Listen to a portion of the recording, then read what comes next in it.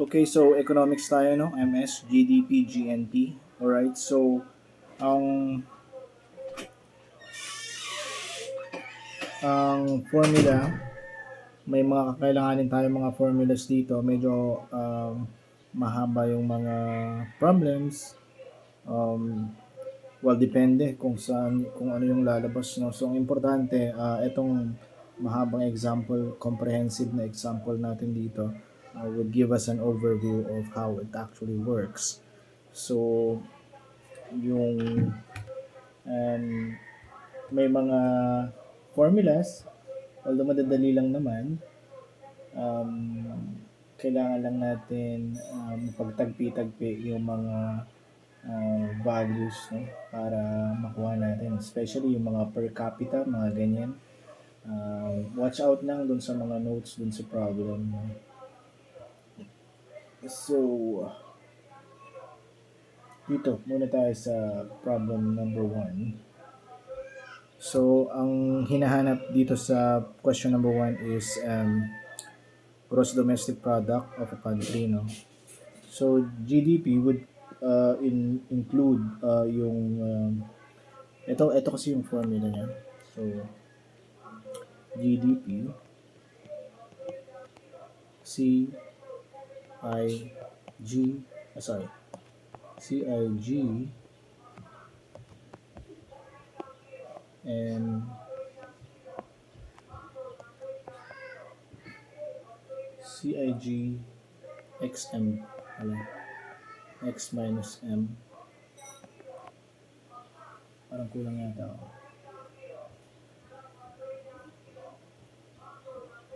Tama. So yung C is for consumption, I is for investment, G is for government spending, and X is yung exports, and M is your imports. So ine-net mo lang siya, no? Now, okay, watch out lang dito kasi minsan mas malaki yung export tsaka mas malaki yung import. So let's say for example, ito 100 tapos ito 200. Ang net effect niya dito sa formula mo is negative. So pa-minus ka doon. Okay, so ayan siya. Sorry. So yan yan.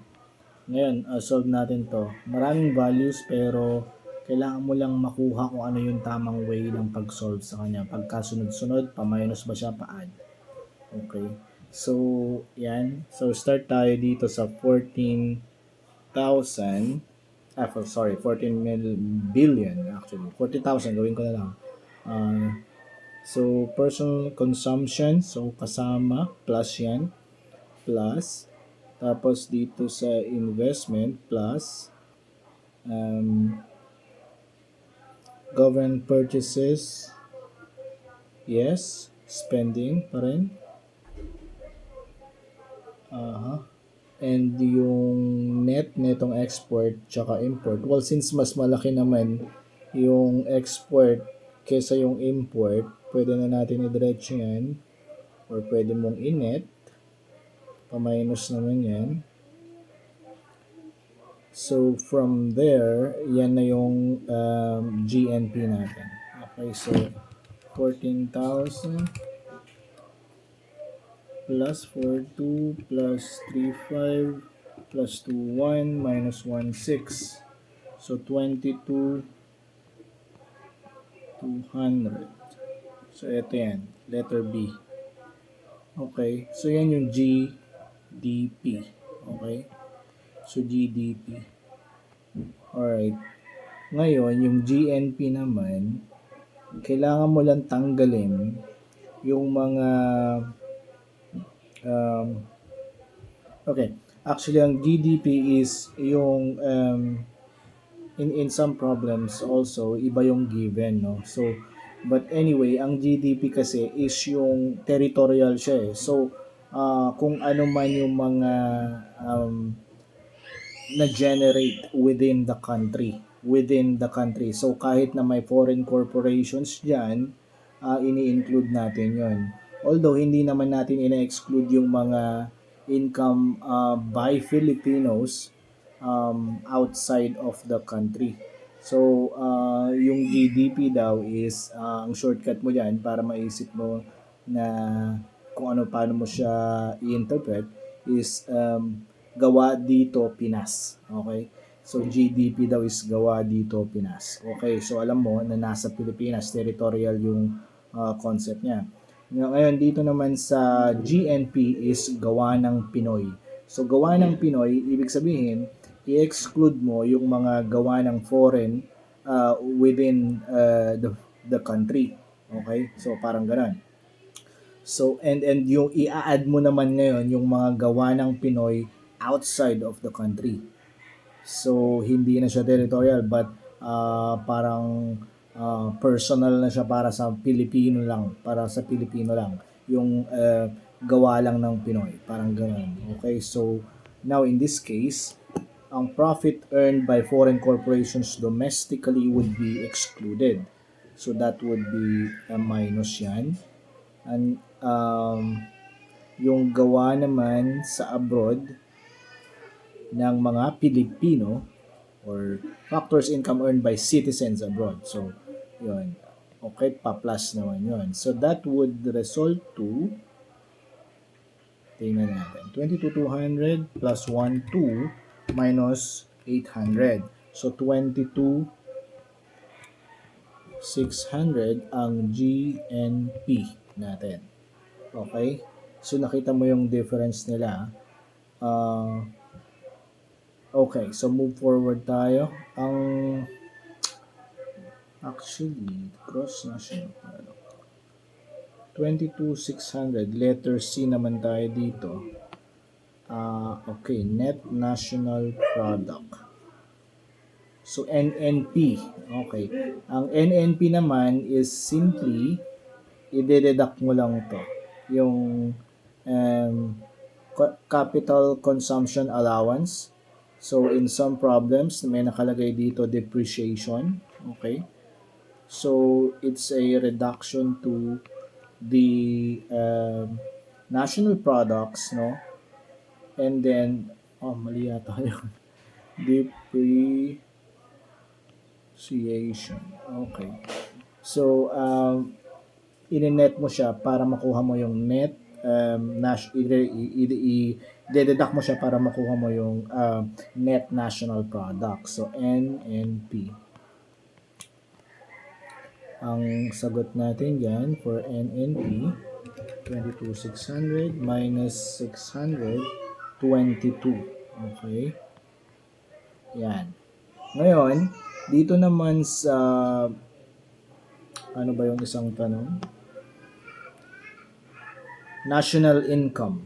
Okay? So, national income naman is tanggalin mo yung indirect taxes, indirect business taxes. So, ang kinukuha na natin dito is yung national income. Okay? So, papunta na tayo sa per capita, no?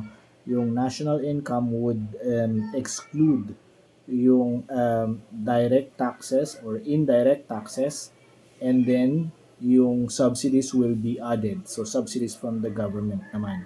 So, parang ano ba talaga yung napunta sa mga mamamayan? Or magkano ba talaga ang naninet na para sa mamamayan? Okay, so that would be minus, well, yung subsidies would be parang bumalik sa mamamayan. So, parang ganun.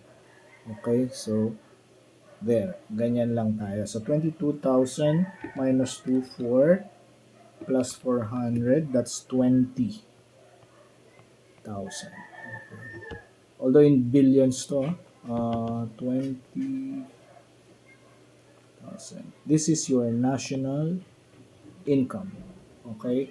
So, kung mapapansin mo, depende lang kung paano tayo is either we deduct or we add. Okay? Para mapunta tayo sa net or national income, no? Pwede mo nang diretsuhin yan kung yan lang naman talaga yung tinatanong. Basta alam mo lang yung treatment dito sa mga line items na ito. So again, your GDP is yung gawa lang dito sa Pinas. And then your gross national product or GNP is gawa ng Pinoy. That includes yung gawa ng Pinoy outside of the country. and then excludes naman yung gawa ng ibang citizen within the country. So, yun yung tatandaan mo. So, we already have 20 billion, okay, for national income. Now, kunin naman natin yung per capita. Okay, wait lang. Sagutan muna natin yung mga nandito. Net national 20. Yeah, that's 20. 22, sorry. That's 20B naman dito kay national income. Okay. Now, what is the income per capita of income earning residents? Okay, watch out ka dito kasi income earning residents daw. So, tatanggalin natin yung 20% of population that do not earn. So, paano ba natin makukuha muna yung population or average population actually ang kailangan natin dito. So, pagplasin natin yan, that's 118 plus 122, 240 divide 2, that's your average, okay? That's 120B, 120 million pala. Okay. And then, ito na yung pag per capita lang ang tinatanong, yun ito ang gagamitin mong denominator. However, kukunin lang natin yung 80% niyan para matanggal yung 20%. That would be 96, no? 96 million. So, kung kukunin natin yung per capita lang, that's 20 divided by 120, 166 per capita, no? Per capita. Okay, ito yung ginamit natin, yung national income. So, that's 20 divided by 120. So, 166.67. Okay? Kapag yung per capita of the earnings, per earning population lang, income earning,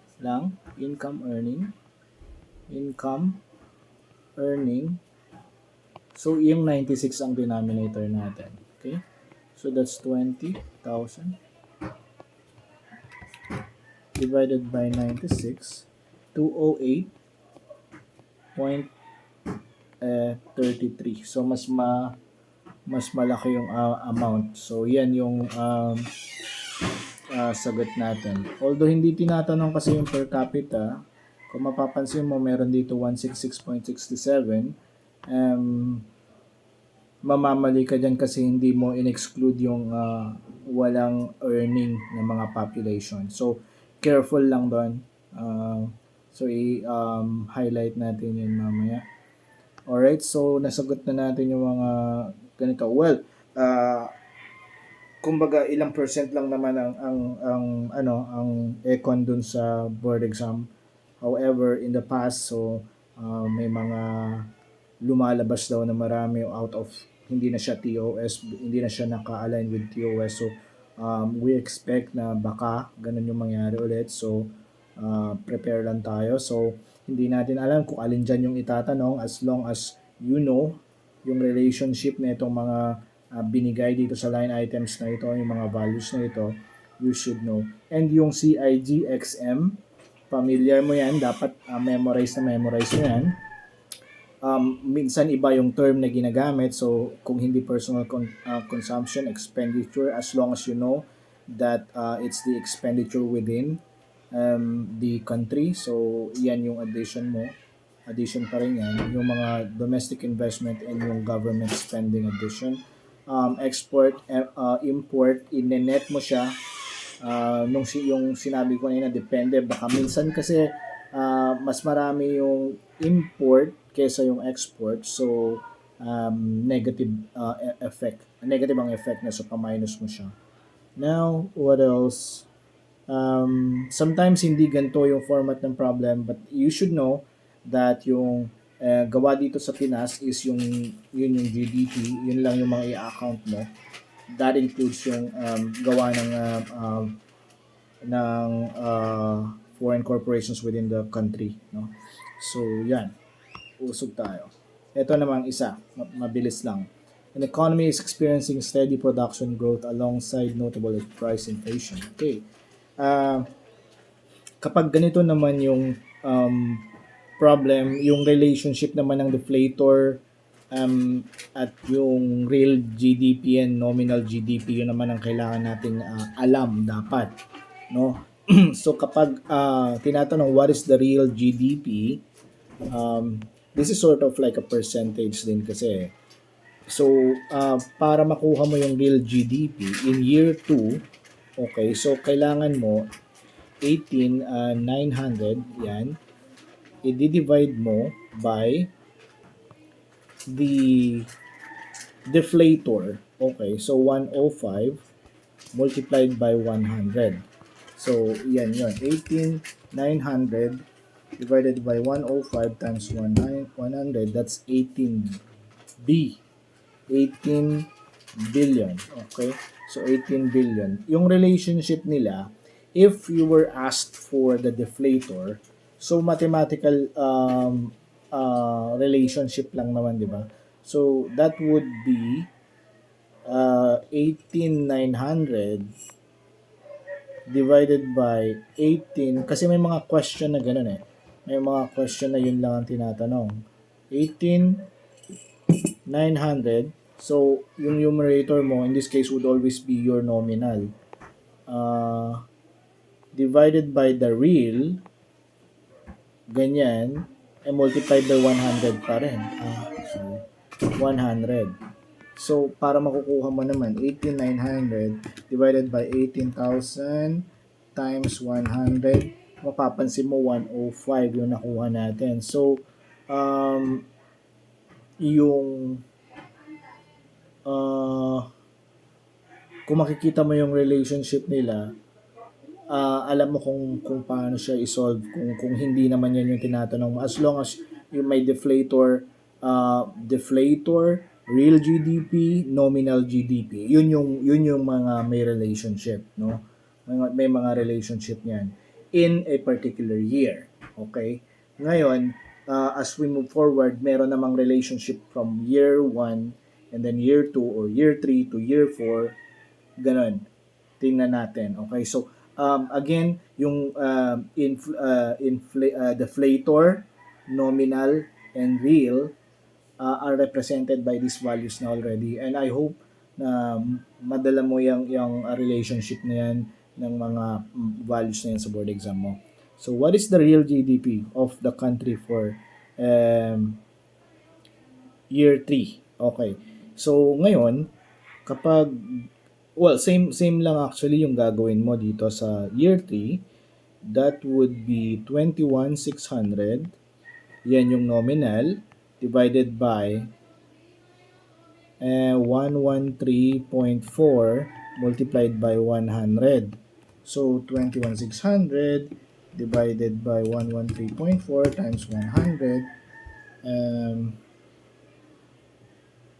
Dito, ito letter A tayo dito. Kasi 19,047,761. Medyo mahaba. Okay? Mahaba. So, isulat ko pa rin. 19.047. Yan, shortcut ko na nga lang. Yan, 19.047B. Nandiyan naman sa choices. So, what is the true physical output? Okay. Ngayon, kapag ganito yung tanong, kapag ganito, ito kasi yung real, di ba? So, real. Yan. Yan. I-work back mo. Mathematical relationship lang yung kung wari ang nawawala is yung what do you call this? Nominal, binigay lang real, pwede pa rin yun i-work back, no? So again, yan lang yung relationship ng mga yan. Now, what is the true physical output? Okay, yung physical output, simply, i-minus mo lang yung real ng year 3 dun sa year 4. Parang magiging base mo ngayon yung year 2. Okay? So, Tapos alam mo yung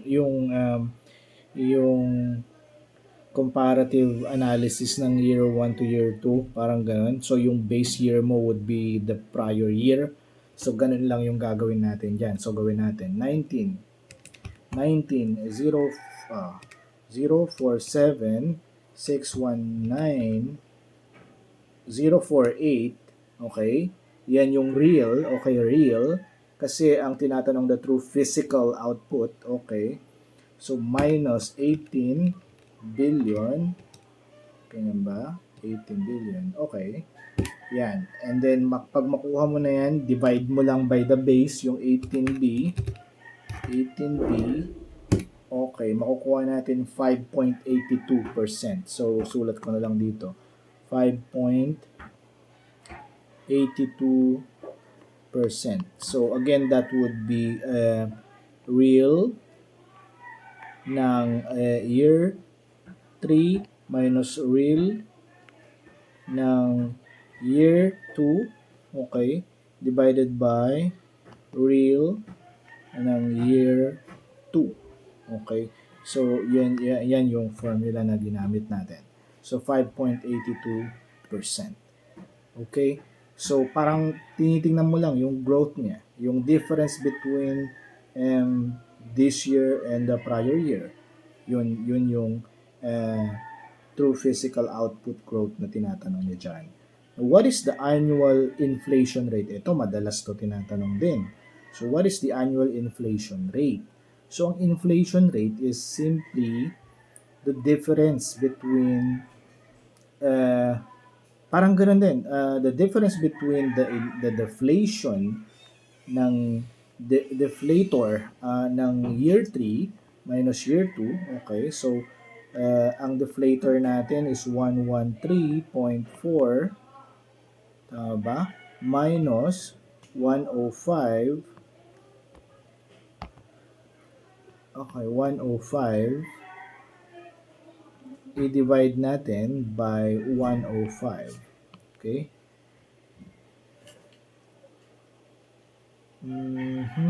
Tama.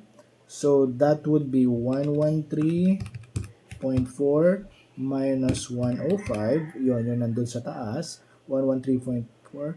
And then divided by 105, which is yung prior year mo. So, which will give us 8%. Okay? So, year 1, year 2, this is year 3, and this is year 2. Kung napansin mo, yun lang din yung halos ginawa natin doon. It's just that, ang ginamit natin dito sa inflation would be the deflator. Okay? So, always the deflator ang ating ginagamit yan para makuha mo yung percentage or inflation rate. Okay? Well, there may be other ways to do it, pero right now, ito yung ginamit natin. So, 8%.